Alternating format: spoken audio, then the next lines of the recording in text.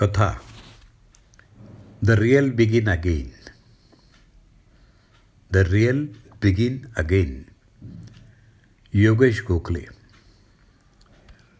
तुझे देख कर जगवाले पर यकीन नहीं तो डर होगा.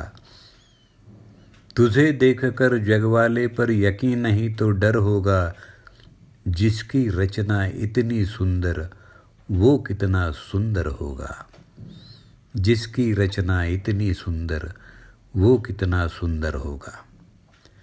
असं गुणगुणत आलेलं थोडंफार टेन्शन मागं टाकून प्रसन्न चित्तानं आणि आत्मविश्वासानं आलोच 7 दिवसात मग तू बाहेर पड असं म्हणत बाय बाय करून प्राध्यापक उल्हास गोखले हॉस्पिटलच्या दिशेनं रवाना झाले. त्यांच्या सौभाग्यवती आनंदीबाईंनी दार लावलं आणि त्यांच्याही न कळत त्या गुणगुणल्या, पिकल्या पानाचा देठ की हो हिरवा. गेले काही दिवस प्राध्यापक घराबाहेर पडताना किंवा घरी आल्यावर त्या हेच गाणं गुणगुणायच्या. ते आठवून त्यांना हसू आलं. प्राध्यापक उल्हास गोखले आणि त्यांच्या अर्धांगिनी सौभाग्यवती आनंदीबाई गोखले. उण्यापुऱ्या 52 वर्षांचा सुखी समाधानी संसार. उल्हास गोखले कॉलेजमध्ये मानसशास्त्राचे प्राध्यापक तर आनंदीबाई माध्यमिक शाळेत मराठीचे शिक्षिका. मास्तर मास्तरणीचा असावा तसा संसार. मुळातच अंथरूण पसरून पाय पसरायची सवय. सुसंस्कारित वातावरण. एक मुलगा एक मुलगी, दोघंही उच्च शिक्षित. मुलगी लग्न करून अमेरिकेत स्थायिक आणि मुलगा दिल्लीला परराष्ट्र खात्यात उच्चपदस्थ. दोघंही आपापल्या संसारात रमलेले. श्री आणि सौ गोखलेंनी आधीच सांगितलेलं, तुम्ही हवं तिथं जा, आम्हाला आग्रह करू नका, आम्ही काही पुणं सोडणार नाही. Once Punekar is always a Punekar. आमच्या तब्येती ठणठणीत आहेत, पेन्शन आहे, डेक्कनला मोक्याच्या जागी फ्लॅट आहे, आमची कुठलीच तक्रार नाही आणि अपेक्षाही. एकमेकांसाठी आम्ही दोघं आहोत. आणि खरंच होतं ते. आता रिटायर होऊन 20 वर्ष झाली. उल्हासराव सहस्त्रचंद्र दर्शनाच्या जवळपास पोचलेले आणि आनंदीबाई 4 वर्षांनी लहान. पण अजूनही दोघं ठणठणीत. BP नाही, डायबेटीस नाही. वयानुसार आणि भरपूर वाचनानं लागलेला चष्मा आणि विरळ झालेले केस याच काय त्या वय दाखवणाऱ्या खुणा. खरं तर त्यांचा प्लॅन ठरलेला. एप्रिलला मुलाकडं जायचं महिनाभर आणि मग महिनाभर मुलीकडं अमेरिकेत आणि मान्सून एन्जॉय करायला परत पुण्यात. तिकीटही बुक झालेली. पण मार्चमध्ये करोना आला आणि सगळंच बोंबललं. पण गोखल्यांना निर्णय घ्यायला वेळ लागला नाही. स्पष्ट विचार. त्यांनी मुलांना मार्चच्या शेवटच्या आठवड्यात कळवून टाकलं, आम्ही येणार नाही, आमची काळजी घेऊ, तुम्ही तुमची काळजी घ्या, उगाच सारखे फोन करू नका, आता भेट पुढच्या वर्षी. तुम्हाला जमलं आणि परिस्थिती निवडलेली असेल तर दिवाळीत जमवा. आणि मग दुसऱ्या दिवसापासून त्यांचं करोना रुटीन चालू झालं. मुळात मध्यमवर्गीय संस्कार, त्यामुळं कुठलीही टीका टिप्पणी न करता सरकारने घालून दिलेले नियम पाळायचे हे ठरलेलं. दोघांना महिनाभर पुरेल इतका किराणा भरून ठेवला. घरी व्यायामाची तर गेल्या 70 वर्षाची सवय होती. फिरणं मात्र काही दिवस बंद. म्हणजे घरी गच्चीमध्ये फिरायचे. आनंदीबाईंनी कामवाल्या बायकांना बोलावून महिनाभराचा ॲडव्हान्स पगार देऊन, आता येऊ नका हां, आम्ही फोन करतो असं सांगून सुट्टी दिली. सोबतीला कितीतरी पुस्तकं, गाणी, वेब सिरीज आणि एकमेकांची सोबत. अजून काय हवं आहे. लॉकडाऊन 1 झाला, 2 झाला, 3 झाला. बघता बघता एप्रिल आणि मे 2 महिने गेले. करोनाच्या बातम्या, वाढणारे आकडे अस्वस्थ करत होते. या सगळ्यात श्री आणि सौ गोखले आपलं शारीरिक आणि मानसिक स्वास्थ्य सांभाळून होते. अनलॉकची घोषणा झाली आणि प्राध्यापक थोडेफार कोपऱ्यापर्यंत जाऊन येऊ लागले. गेले काही दिवस बिघडलेल्या आर्थिक घडीनं केलेल्या आत्महत्यांची बातमी रोज पेपरात आणि न्यूज चॅनलवर येत होती. हल्ली तर प्राध्यापक रोजच बाहेर जाऊन येत होते. एक दिवस सगळे घरातले कपडे काढले आणि 2-3 चक्रा मारून इस्त्रीला टाकून आले. दुसऱ्या दिवशी पार अडगळीत गेलेले लेदर बूट ते पॉलिश काय करून आणले. गेले 8-10 दिवस रोज कुठली तरी फळं घेऊन येतात. दुपारी मोसंबी किंवा ऑरेंज ज्यूस, काय तर म्हणे व्हिटॅमिन सी मिळतं. परवा तर इतकी आणली आणि म्हणाले मस्त फ्रूट सॅलेड करूया.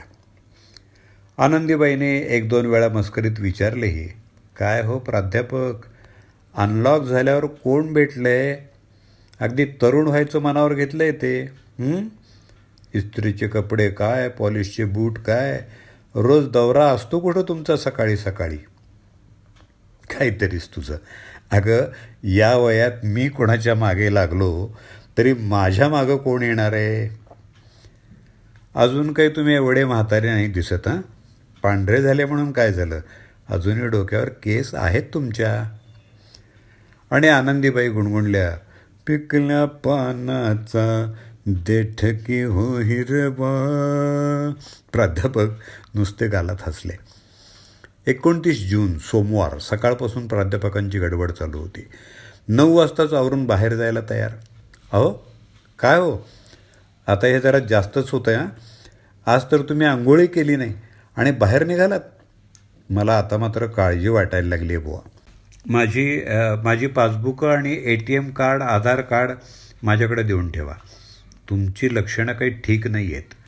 परवा सत्यनारायण, गुरुजी, पूजा याची पण चौकशी करत होतात. आनंदीबाईंचा तोंडाचा पट्टा चालू होता. तोपर्यंत प्राध्यापक चहा संपवून निघाले सुद्धा. तासाभरानं प्राध्यापक परत आले.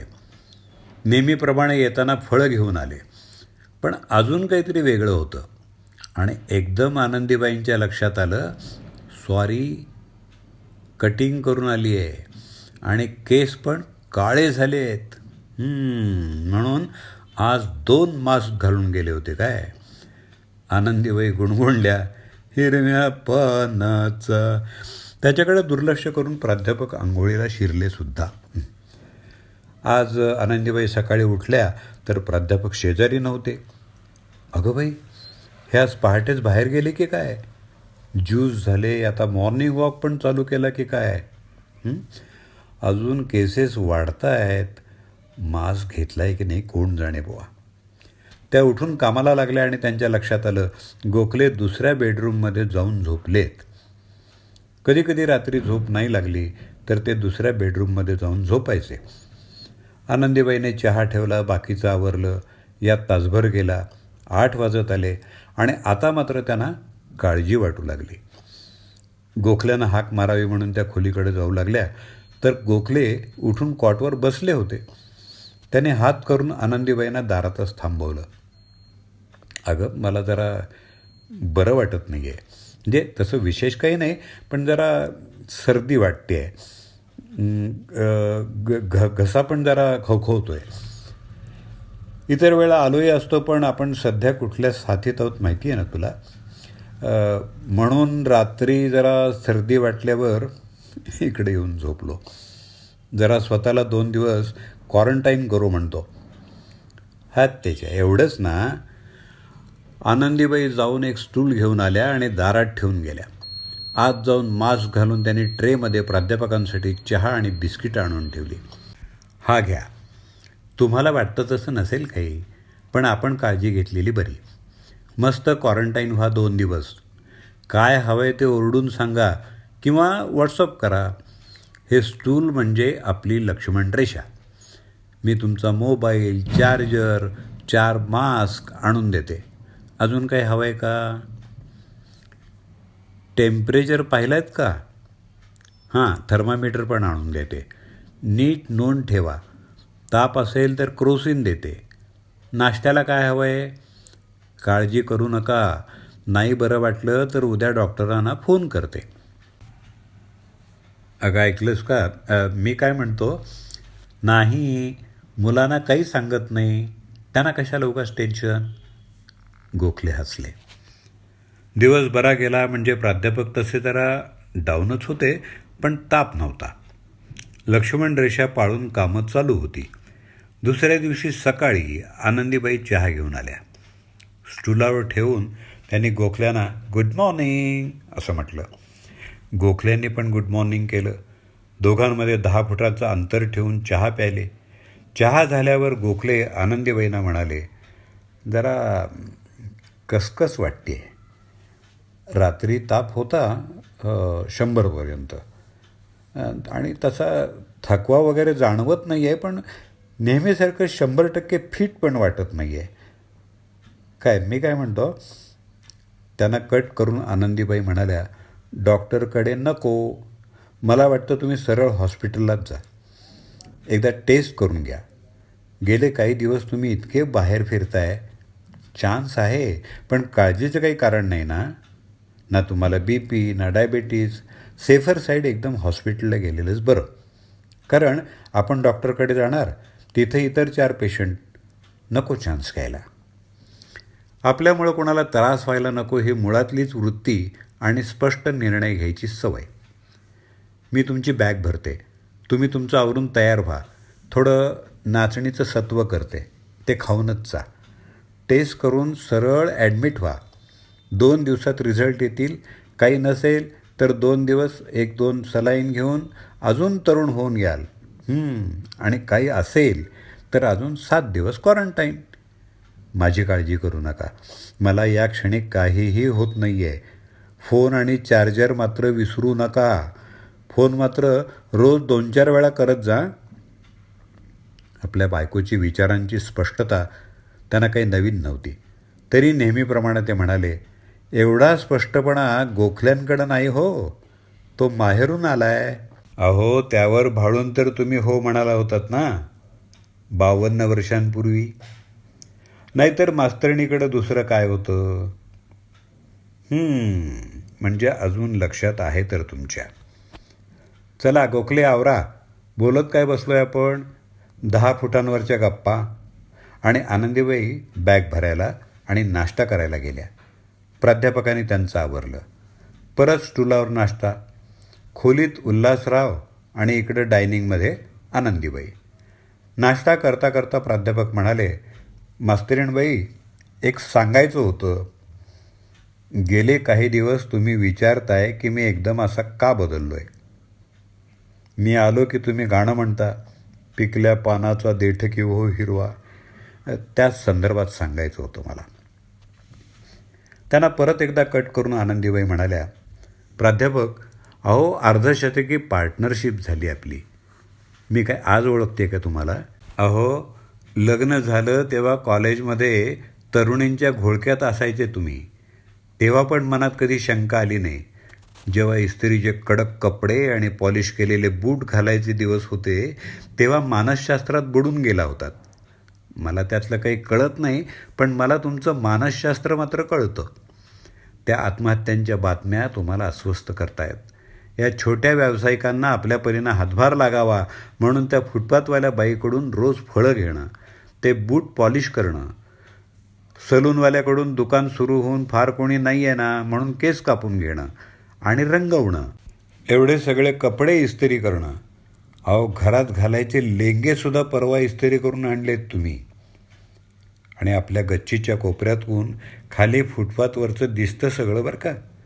तुम्ही रोज जाताना 2 पिशव्या घेऊन जाता, एक कापडी आणि एक प्लॅस्टिकची. घरी येताना रोज फक्त कापडीच परत येते. प्लॅस्टिकची विसरायला सोपी. एकदा इस्त्रीवाल्याकडं त्याच्या मुलाच्या हातात ठेवलीत.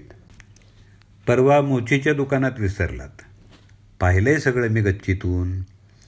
दुसऱ्याला मदत करायची तर ती त्याला न कळत करावी, नाहीतर त्याचं ओझं होतं आणि आधीच पछाडलेला गरजवंत त्या ओझ्यानं अजून केविलवाणा होतो. ही तुमची मानसशास्त्रीय थेरी पाठ आहे मला. आणि क्रियेविणं वाचाळता व्यर्थ आहे, हे दुसरं तुमचं लाडकं तत्त्वज्ञान. त्या गुरुजींच्या पोटापाण्याची आणि फुलवाल्याची चिंता तुमच्यासारख्या नास्तिकाला या श्रावणात सत्यनारायण घालायला लावणार. चला गोखले, उठा उठा. पेशंट आहात तुम्ही, पण 2 दिवस, फार तर 8 दिवस बरे होऊन या. मग तुम्ही होम क्वारंटाईन. पण मग मी मात्र माझी कामं करायला बाहेर पडणार. त्या 2 साड्या कधीच्या फॉल पिको करायला टाकायच्या आहेत आणि 2 रफुला. ते मिक्सरचं भांडं दुरुस्त करायचं आहे. ते घरगुती भाजणीचं पीठ किती दिवसात आणलं नाही आहे. माझ्याही चपलेचा अंगठा तुटला आहे. आणि हो, मलाही केस काळे करायचे आहेत. तुमची बायको शोभली पाहिजे ना. प्राध्यापक एकदम प्रसन्न दिसत होते. म्हणाले, मास्तरीणबाई, आलोच 2-4 दिवसात.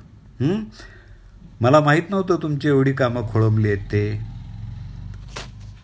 आनंदीबाईने गुणगुणत दार उघडलं.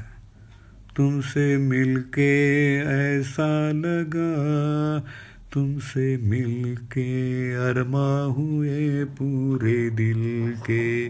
आणि लांब म्हणजे 10 फूट अंतर ठेवून उभ्या राहिल्या.